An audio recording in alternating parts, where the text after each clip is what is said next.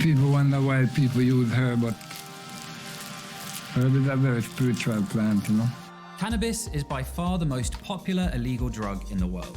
The plant has been consumed for medicine, spiritual enlightenment, and plain old relaxation for thousands of years, and has become a ubiquitous part of international culture. By most measures, it's also considerably safer than many legal drugs, including alcohol. Cannabis legalization... Yeah, first of all, one thing I never understood, the fact that alcohol, which you can drink enough to kill you, is legal, yet cannabis or weed, I think it's impossible to overdose. Like, the amount you need to consume to overdose on it is so significantly high that it's not even humanly possible to be able to consume that much in the required amount of time. Is probably inevitable, and it should be. The current system is failing. But there are pitfalls and complexities involved in that process. We have to get legalization right. And in this episode, we're looking at exactly that: how to legalize and regulate weed in the best ways possible.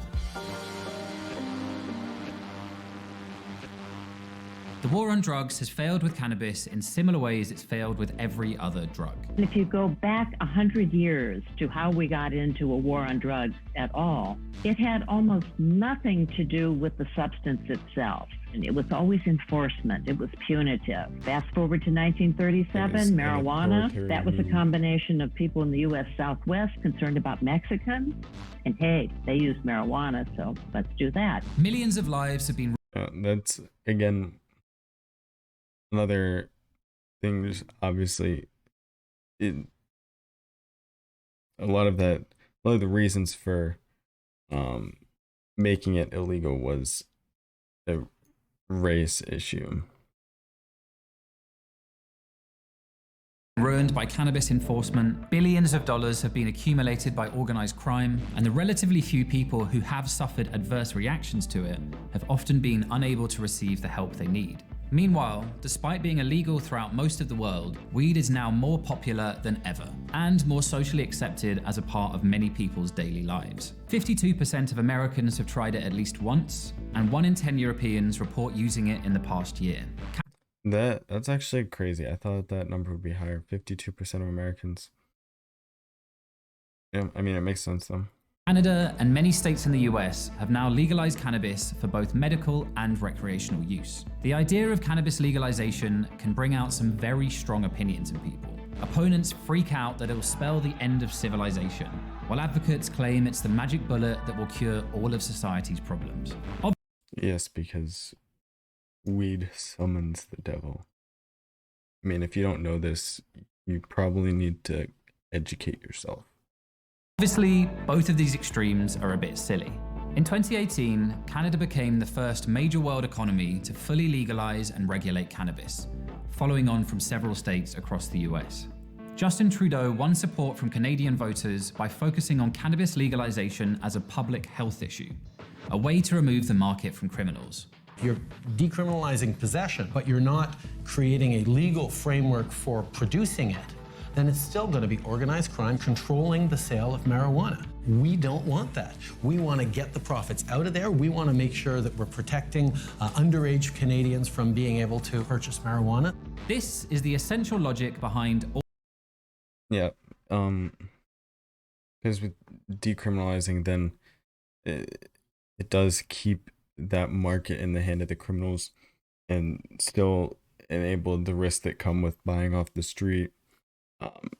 They'll still be prominent, whereas if you have government control over that, rather than the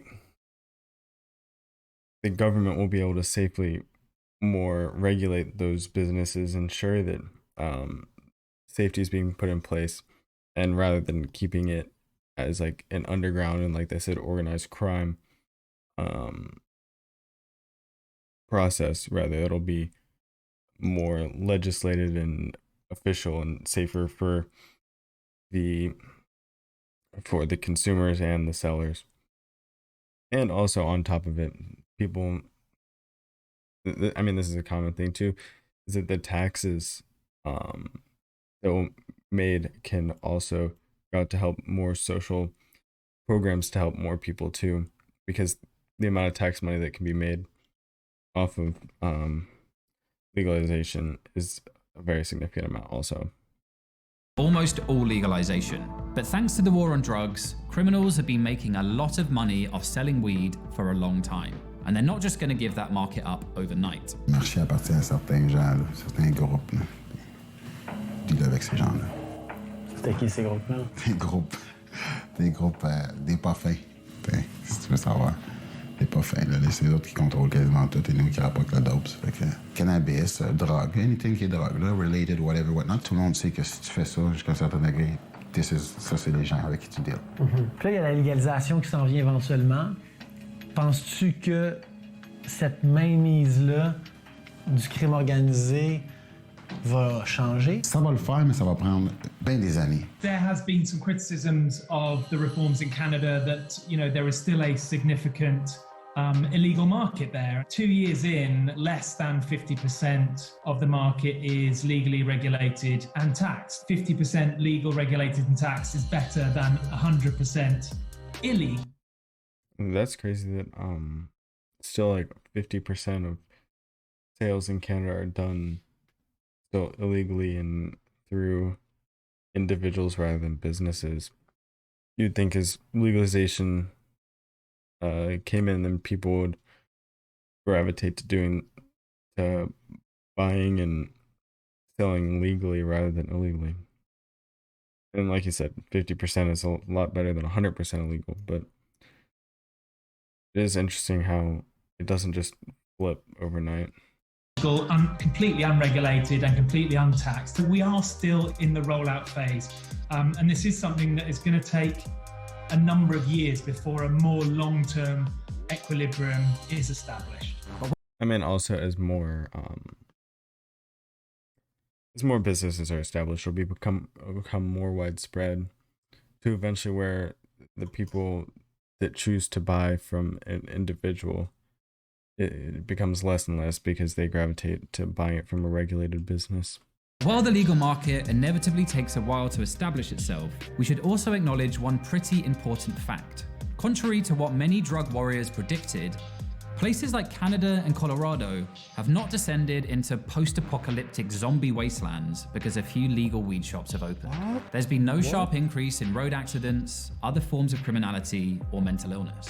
One of the main bits of fear-mongering that opponents of cannabis regulation like to scare people with is that if you legalize weed, there'll be a sudden explosion in its popularity. But when we look at the evidence, this simply hasn't happened. There's no explosion. I mean, if you think about it, the people that want to use it, want to buy it, are probably already using it and buying it. They're not waiting for it to become legal. It's not really going to change people's minds in that aspect. It's not going to really change that, I don't think. Maybe over a longer period of time, and as more newer, younger generations grow up with it being legal, and it'll maybe become more common.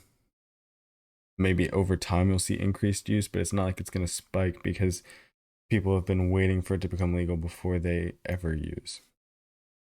Of use. If anything, youth use has stayed level or in some places gone down. Adult use tracked up a little bit immediately after legalization, but then came down again a bit. There hasn't been any particularly significant changes at all. Again, that's also a few people that want to try it, check it out, and are like, okay, whatever.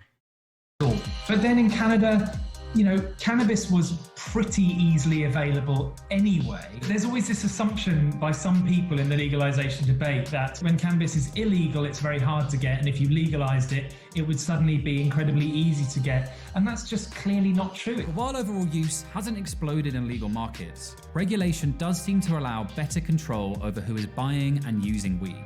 If you're not old enough to go to the stores, but there is less illegal cannabis available, then yes, availability will go down. But given that that's one of the things that legalization regulation is trying to achieve, that's actually a good thing. This is really crucial. One of the biggest worries around cannabis is the potential effects of heavy use on mental health, particularly for young people as their brains are still developing. However, while heavy use of high-potency cannabis by another thing would be if it does decrease the criminal market for marijuana, then there will be less young people, like they're saying, available to buy it. So ultimately it does decrease the amount of young people using it and the availability for them. Young people is considered a risk indicator for conditions such as psychosis, and daily use of any drug, including alcohol, can be dangerous. The extent to which cannabis directly causes mental health disorders has yet to be established. But the important factor here is that as youth consumption hasn't gone up where weed has been legalized, there's every indication that a regulated market is a way of protecting young people's mental health, not endangering it. The cannabis plant is a remarkable plant. It contains many hundreds of different chemicals, but the main two components are THC, which gets you stoned, and CBD, which is a kind of antidote to THC, which protects against the excessive stoning. It protects against the paranoia of THC. Policy of driving all cannabis production to the black market has led to people growing forms of cannabis which are very, very strong in THC. And that has led to the greater rise of particularly psychotic symptoms produced by strong THC forms of skunk, like paranoia, and also the greater aggravation of people with ongoing psychotic problems. Now, if we had a regulated market, the first thing that would happen is that people would know what they were getting. And the second, we could use taxation and pricing to encourage people to use the mixture and so get the beneficial effects of the CBD alongside the recreational effects of the THC. Back in the 1930s, we learned the hard way that trying to ban alcohol simply doesn't work. So we came up with a system to regulate it, with strength limits on drinks and licensed bars and shops that aren't allowed to sell to kids. Obviously, drug dealers on the illicit market don't worry about stuff like that, and will sell anything to anyone. Do you think that kids are subjected to drugs more now? I think it's doing them about 12 years old and that. Is it because MDMA is cheap, the kids like that? Yeah, dirt cheap. But the alcohol and tobacco industries also leave a lot to be desired, with huge companies able to lobby governments to shape policies in their favor. The process of legalizing cannabis offers opportunities to vastly improve on that model. One of the first major concerns is not just about weed suddenly being sold in fancy shops, but who gets to run those shops? This is pretty much the archetypal cliche of legal cannabis. Bearded guys with elaborate vape machines droning on about their favorite strains of kush, like craft beer geeks but with hazier short-term memories. But in reality, it's not the nerdy cannabis enthusiasts who are actually running the show. The legal market in Canada, as in many states across the US, has actually been captured by a few giant companies riding the so-called green wave to increase their share prices. This isn't about bougie artisanal edibles. It's like Amazon, but weed version, right? Just monopolize the weed market. About serious 21st century capitalism. In preparation for legalization, weed giant Canopy Growth started buying out a number of smaller producers around Canada, making it the single largest cannabis company in the country. 22 million Oh my goodness. Sorry, I didn't realize that it was like, yep, all that. shares traded today. Wow, that's unbelievable. It's company in the country. 22 million shares traded today. Wow, that's unbelievable. It's been the biggest trading stock every day in Canada for the last couple of weeks. Obviously, it's not a problem in itself that people make a bunch of money out of cannabis. People already make serious money out of it. But there's also the danger of some real injustice here. First of all, governments tend to make getting legal cannabis licenses so expensive that only the big corporate players can actually afford them. So independents are shut out from the start. For almost 100 years, the worst violence and oppression of the war on drugs has fallen on. If people really want to say that, like, capitalism breeds growth and it's about the small businesses, then make these small businesses able to start their business. You can't make these licenses so high that only these big corporations can afford to start their business. It's, you know, it's conducive to the inevitability of corporatism, really. On people of color and marginalized communities. Now, many jurisdictions ban people with previous convictions from receiving legal cannabis licenses. Obviously, that disproportionately excludes many of those same people who've been persecuted for so long, who are then forced to watch as a bunch of slick, predominantly white business people cruise in and make a load of profit off the now legal weed business. This has led some in the African American community in particular to try to reclaim this space, like former NBA star Al Harrington. Do you feel like the black community has access to the industry out west? Hell no. Fuck no, they can't afford it. It's cost so much to even submit an application. You know what I mean? Hundreds of thousands of dollars. That's why I had to continue to be an advocate to try to change some of these laws and break down some of these barriers, and we can really uplift our community with this plan. And this isn't just about the US. Many of those big cannabis companies that accumulated huge amounts of capital during the first green wave have been using that money to take over emerging legal weed markets across the world. Jamaica decriminalized cannabis in 2015, but many there are worried that it's foreign venture capitalists who will be reaping most of the rewards. It starts at $2,000 for a license to grow weed and $10,000 to transport it. That's more than the average Jamaican's annual salary. Maybe there's a chance here, not just to end the war on drugs and raise tax revenues, but to actually create... Yeah, okay, no wonder there's still like a massive illegal market. Like if it costs that much, the actual price of what you sell is going to have to be insanely high to cover those expenses. Like no wonder only 50% of people actually buy it legally from shops rather than just buying it from the street. Some reparations for those who have been most affected. Luckily, the patchwork of how different American states have gone about legalization so far gives us a wide range of evidence of what works and what doesn't. And in the face of pressure from activists, some states are actually taking steps to make social equity a fundamental part of their cannabis legalization agendas. Not only does legalization prevent some of the harms of the war on drugs going forward, but that we use some of the opportunities that it creates to potentially repair some of the harms that the war on drugs has created in the past. We're seeing more well thought through, better funded equity programs. Illinois, which legalized cannabis relatively recently, has already expunged 500,000 former cannabis convictions. That is a major injustice that has been to some degree rectified by this policy. We are seeing millions of dollars being redirected from the legal cannabis economy into social programs. We are seeing, minority-owned cannabis businesses supported by equity programs in places like Massachusetts. We have an opportunity with emerging legal markets to do things differently and to do things better. War on drugs has been going on a long time. Its patterns are set deep, and the damage it has done is going to take many years to undo. But what we've learned from the experiments taking place with cannabis legalization across North America is that the hysterical fear-mongering predictions have not come true, and the results have been broadly positive. However, as we consider legalization across the rest of the world, there's also a lot we can learn about how to do things better.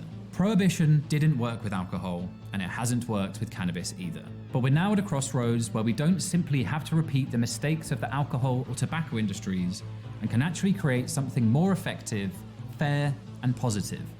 A new industry that works for everyone involved.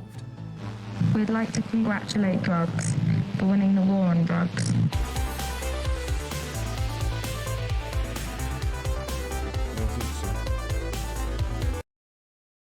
Followed video.